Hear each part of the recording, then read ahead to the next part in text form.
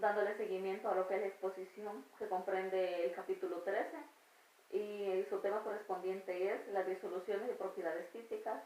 En este caso voy a hablar sobre el numeral 13.9, en donde ahí en el tema dice que son las disoluciones de electrolitos. El estudio de las conductividades eléctricas de las disoluciones. En este caso el químico sueco Svante Arrhenius, en su tesis doctoral que fue en el año de 1883, su opinión más predominante en ese momento era que los iones se forman solo por el paso de la corriente eléctrica.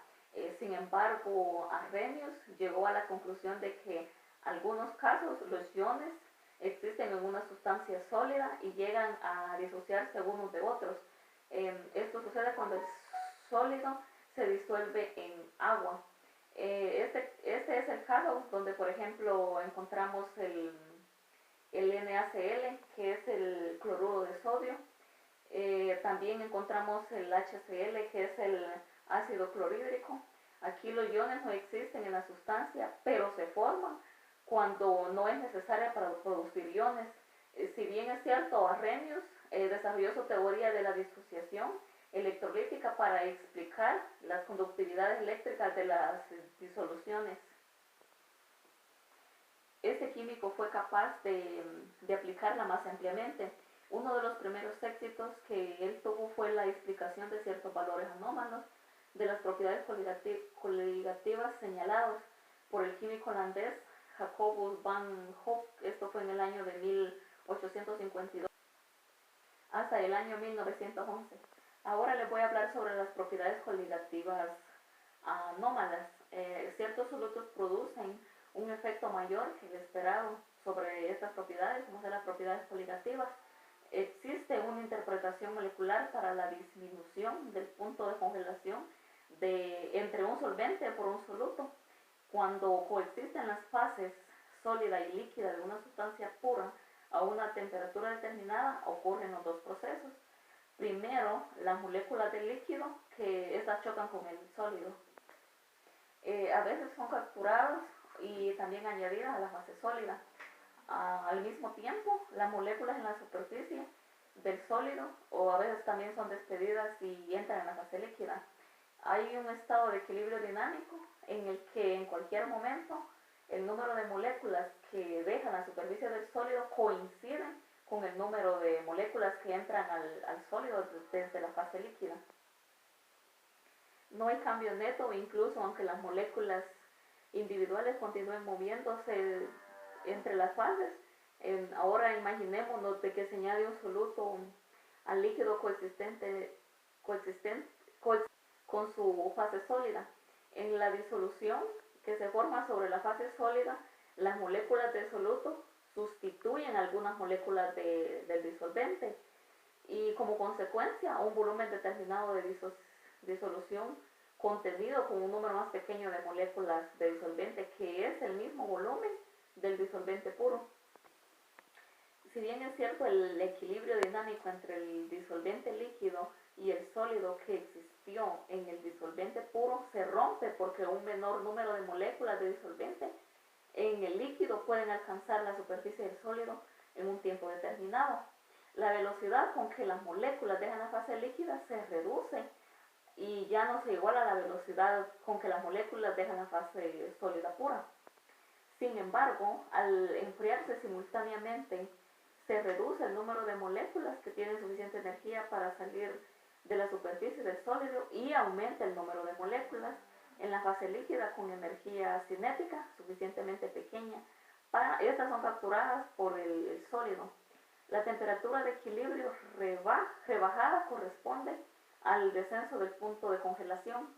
Aunque esta interpretación cinético-molecular del descenso del punto de congelación es atractiva, el fenómeno se describe mejor mediante el concepto termoquímico de entropía. Como todos sabemos, este término ya lo estudiamos en clase. En esta imagen se puede observar el equilibrio en el punto de congelación del disolvente, en la primera. En la segunda imagen es el equilibrio interrumpido por el soluto añadido al disolvente. Y en la tercera imagen es el equilibrio restaurado a una temperatura menor.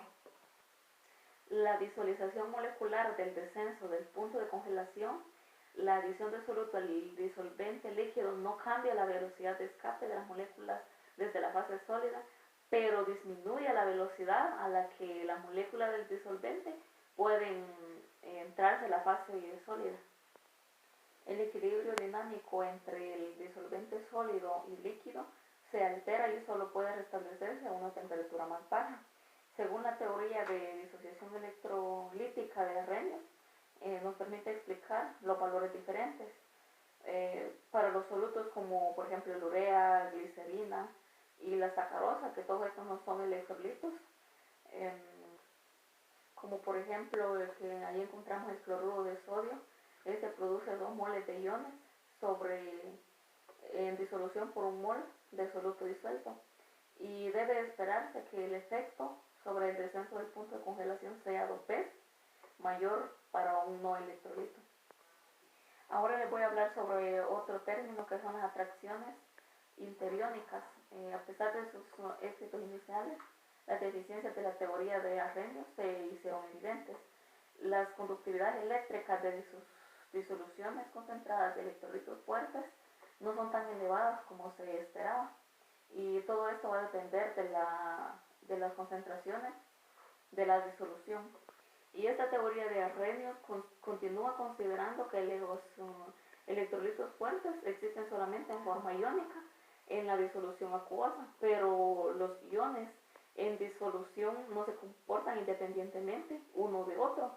En lugar de ello, cada catión está rodeado por un agregado en el que predominan los aniones, y cada anión por un agregado en el que predominan los cationes.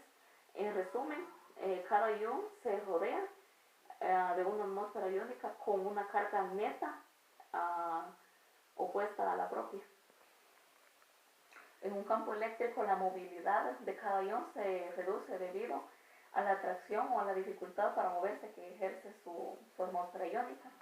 Análogamente, se reducen las magnitudes de las propiedades coligativas. Hoy les voy a hablar sobre el numeral 13.10, que son las mezclas coloidales. Una mezcla coloidal está compuesta por arena y agua, y la arena es de forma de sílice, que su abreviación es SiO2. Rápidamente se deposita en el fondo del recipiente, y a pesar de ello pueden prepararse mezclas que contienen hasta un 40% en masa de sílice, en las que la sílice puede permanecer durante 40 años dispersa en el agua. En estas mezclas, la sílice no está presente como iones o moléculas. En vez de ello, están presentes partículas de sílice mucho mayores, aunque todavía son de tamaño muy microscópico. Se dice que la mezcla es un coloide. Para ser clasificado como coloidal, un material debe tener una o más de sus dimensiones, como por ejemplo la longitud, la anchura o el espesor. Las partículas en la sílice coloidal tienen forma esférica. Algunas partículas coloidales también tienen forma cilíndrica, y algunas también tienen forma de gamma globulina, de plasma sanguíneo humano, y también tienen forma de disco. Como bien sabemos, la carga eléctrica puede ser importante en la estabilización de un coloide, también en una concentración elevada de iones. Esta puede ocasionar la coagulación o la precipitación de un coloide. Los iones son responsables de la coagulación, y estos son aquellos que tienen una carga opuesta a la de las partículas coloidales. En conclusión, puedo decir de que las disoluciones de electrolitos es el cálculo de las propiedades coligativas de las disoluciones de electrolitos, y es más difícil que para las disoluciones de no electrolitos. Las partículas de soluto en las disoluciones de electrolitos son iones o moléculas. Y en conclusión, las mezclas coloidales son muy importantes en el estado intermedio entre la disolución verdadera y una mezcla heterogénea. Y como pueden observar, esta imagen es un ejemplo de mezcla coloidal.